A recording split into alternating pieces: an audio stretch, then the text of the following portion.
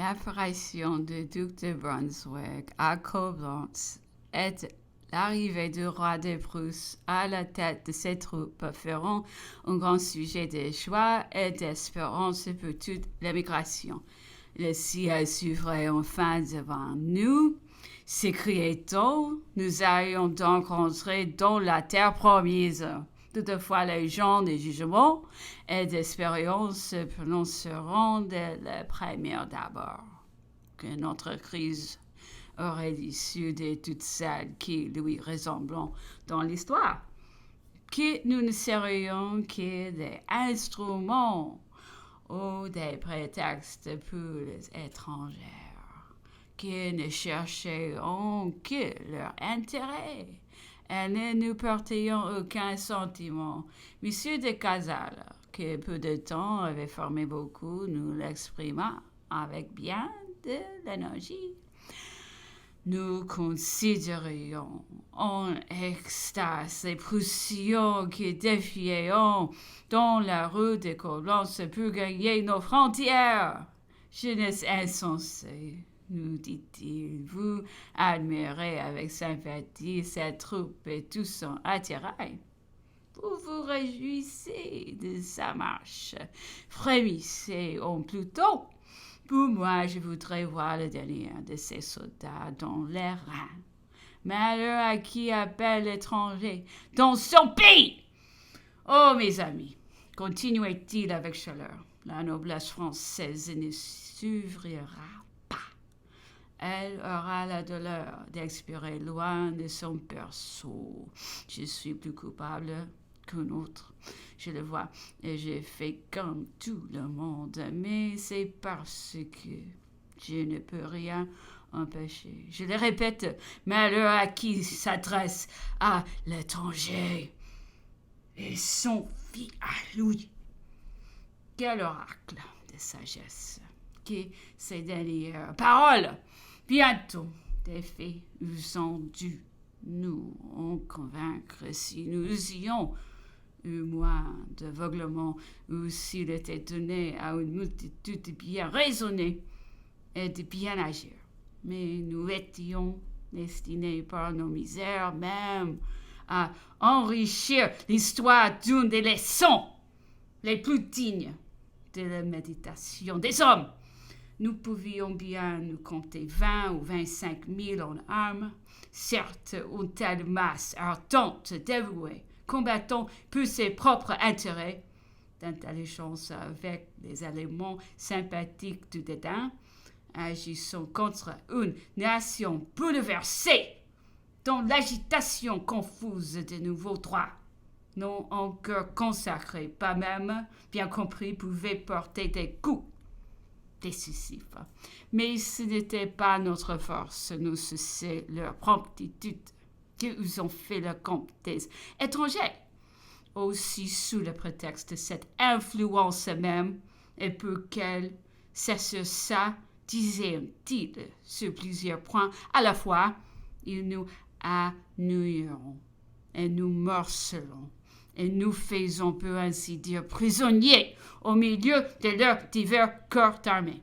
Ainsi 6 000 d'entre nous, sous les ordres du prince de Condé, feront diriger contre l'Alsace 4 000, sous les ducs de Bourbon, devront agir en Flandre, et 12 et 15 000 demeureront au centre, sous les 2 frères du roi, pour attaquer la Champagne. Le vœu de nos princes avions été que, messieurs, comme héritiers du trône et les suppliants naturels de Louis X, se proclama vous la captivité du roi, régent du royaume, en mettant les pieds sur le territoire français qu'il marcha avec ses émigrés en tête de l'expédition et que les alliés à sa suite ne faisant que nos auxiliaires. Mais les alliés ne feront qu'en rire. Ils nous relégueront à leur cul sous les ordres et le bon plaisir du généralissime Brunswick, qui nous fit précéder par le plus absurde des manifestes, dont il nous sauva du moins, le ridicule et le dieu. Il est juste de dire toutefois que parmi nous quelques vieilles têtes mieux avisées n'avions pas été sans prévoyance à cet égard. Aussi avions-elles proposé dans le Conseil des princes, disait-on, de se jeter avant l'arrivée des Alliés sur quelques points de la France et de nourrir pour notre compte la guerre civile. D'autres plus désespérés ou plus ardents conseillons de se saisir noblement des états de l'électeur de Trèves, notre bienfaiteur, d'occuper Coblence et sa forteresse et d'en faire. Pour nous les mécontents français, un centre déraillement, un point d'appui indépendant du cœur germanique. Et quand nous nous récrirons contre une telle perfidie et une telle ingratitude, ils nous répondront aux grands mots, les grands remèdes.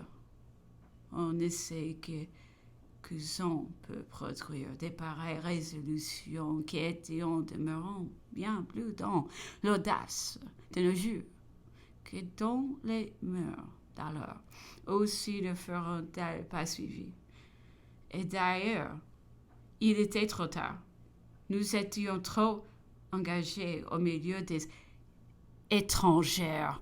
Nous leur appartenions déjà et nos destinées devaient s'accomplir.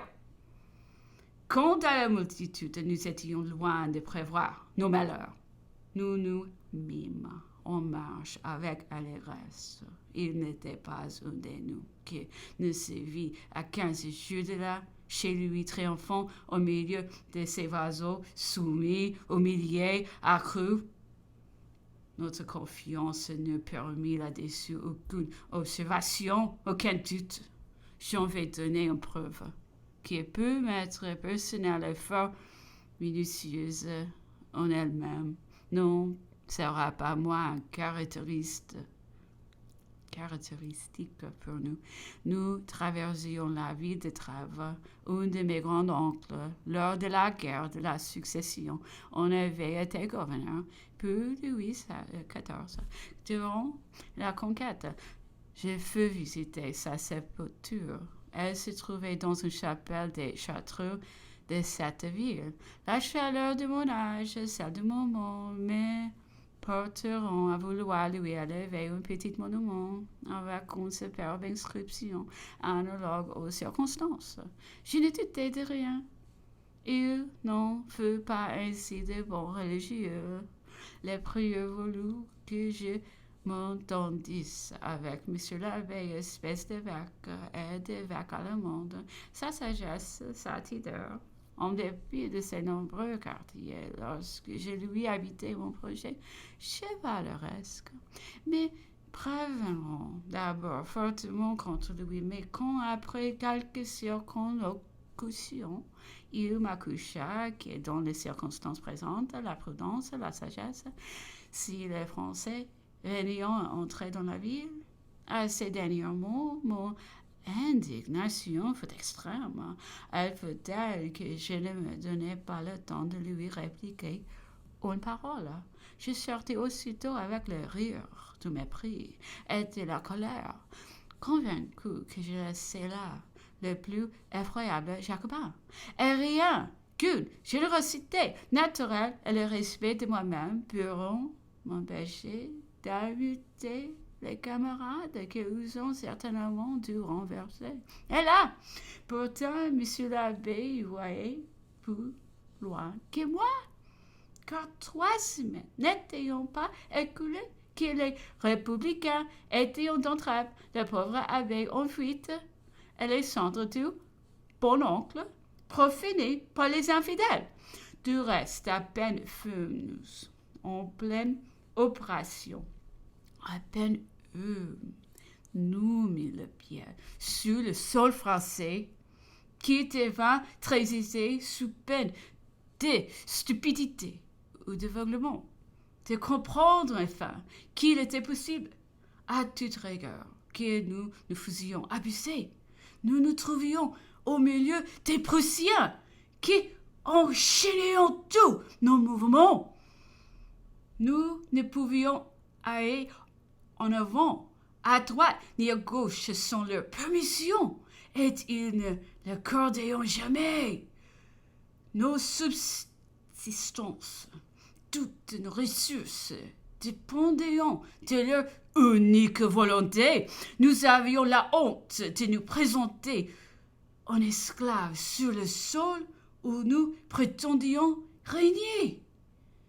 Quant à nos compatriotes, au lieu de nous recevoir en libérateurs, comme nous n'en doucions pas, ils ne nous témoigneront que de l'éloignement de la répugnance pour quelques seigneurs, châtelains ou autres, qui venions nous joindre, la masse entière de la population fouillée à notre approche. On nous considérait hostilement, avec l'œil du reproche et le silence morne de la réprobation. Elle semblait nous dire: ne frémissez-vous donc pas de scier ainsi le sol de la patrie? N'êtes-vous pas né en France? Le cœur ne vous dit-il donc rien sur cette terre natale? Vous vous dites français, mais quel tort, quelle injure de ne jamais à un fils de droit ou le sentiment de venir déchirer sa mère. On nous dit qu'autrefois un patricien furieux, Coriolan, eut l'infamie de combattre sa patrie, mais du moins à la fureur, il joignait l'élévation, il se présentait avec un bras victorieux, il imposait ses propres volontés, il ne se traînait pas à la suite des barbares étrangères. Il les commandait à ton cœur, cela s'attire attendrir. Seriez-vous incapable de ce sentiment et ne redouteriez vous pas nos malédictions que vous serions perpétuées par nos enfants? Et dans ces cas encore, quels que soient vos succès, ils n'égaleront pas vos douleurs.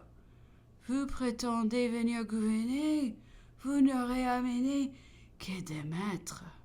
À Verdun ou à Estin, on nous logeait dans la ville. Quelques camarades et moi, nous appelons une assez belle maison. Elle n'avait plus que des murailles. Tous les meubles, tous les propriétaires avaient disparu, à l'exception de deux jeunes demoiselles très jolies qui nous environ en possession. Cette dernière circonstance nous semblait d'un augure favorable. Nous nous permîmes de le leur faire observer et voulûmes faire les aimables. Messieurs, nous dit assez agrement l'une de ces Amazones, nous sommes restés parce que nous sentions le courage de vous dire en face ce que nos prétendus sont en armes contre vous et qu'ils en veulent en loin autant que nos cœurs. Ce langage était intelligible. Aussi nous n'en demandâmes pas davantage et fûmes même nous loger ailleurs.